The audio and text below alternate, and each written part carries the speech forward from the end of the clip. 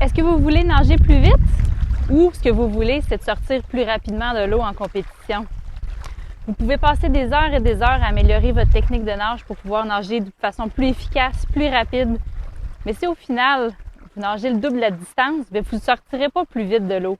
D'où l'importance, l'élément clé de la nage en eau libre, c'est l'orientation.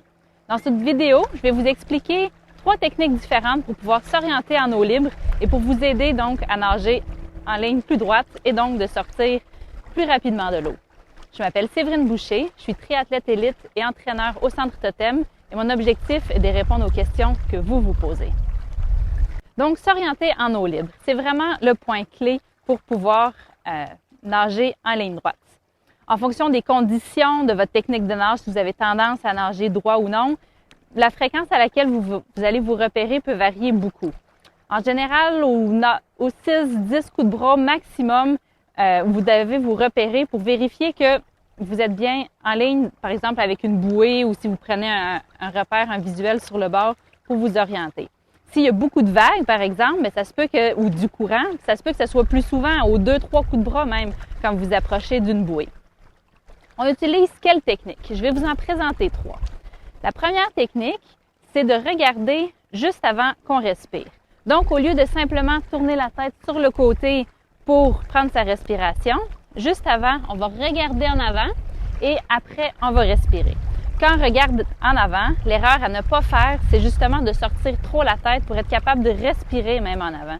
Si vous faites ça, bien, les jambes vont caler et vous allez vous freiner. Donc, c'est comme si en vélo, tous les 6-10 coups de pédale, vous mettiez les freins. Ça ne vous viendrait pas en tête. Bien, c'est la même chose si vous n'avez pas une technique efficace pour vous orienter. Donc, on veut vraiment que ce soit seulement les yeux qui sortent à la surface de l'eau pour regarder et après, bien, vous pouvez respirer.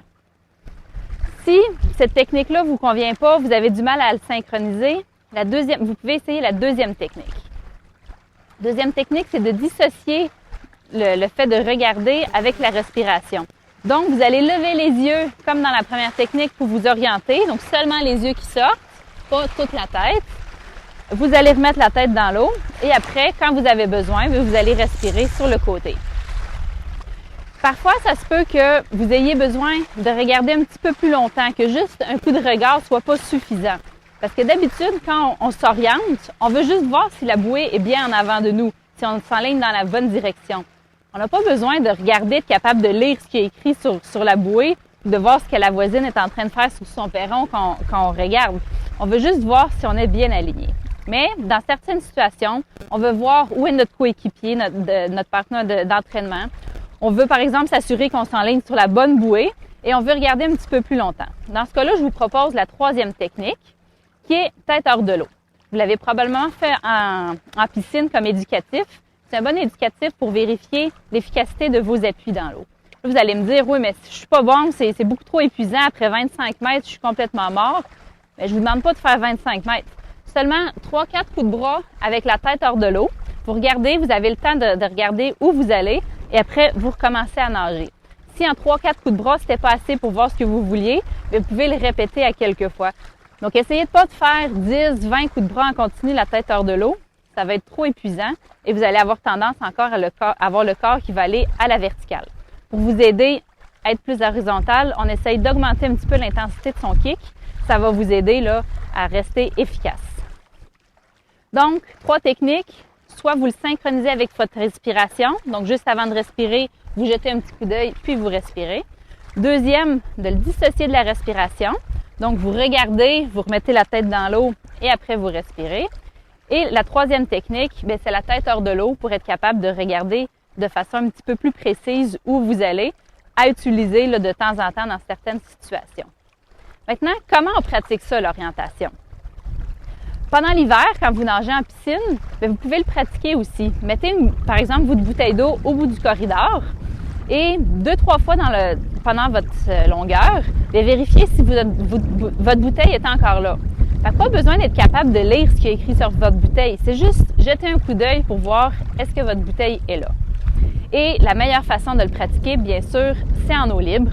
Donc, quand vous nagez, ayez toujours un objectif, un point de repère vers lequel vous allez. L'idéal, c'est d'avoir des bouées. Par exemple, ici au camp de la Salle, là, il y a des bouées tout le tour du lac pour se repérer. Mais que ce soit un arbre qui sort du lot, une maison d'une couleur particulière sur laquelle vous pouvez vous repérer, ça va vous pratiquer. Et surtout, vous allez pouvoir voir, vous, à quelle fréquence vous avez besoin de regarder pour aller en ligne droite. Donc, est-ce que c'est tous les 3-4 coups de bras? Est-ce que c'est tous les 10 coups de bras? Bien, ça va être à vous de voir. Donc, j'espère que ça va vous aider à savoir comment s'orienter en eau libre. Donc, je vous conseille vraiment de le pratiquer souvent à l'entraînement pour qu'en compétition, vous puissiez aller le plus possible en ligne droite et vous allez sauver du temps. Bon entraînement tout le monde!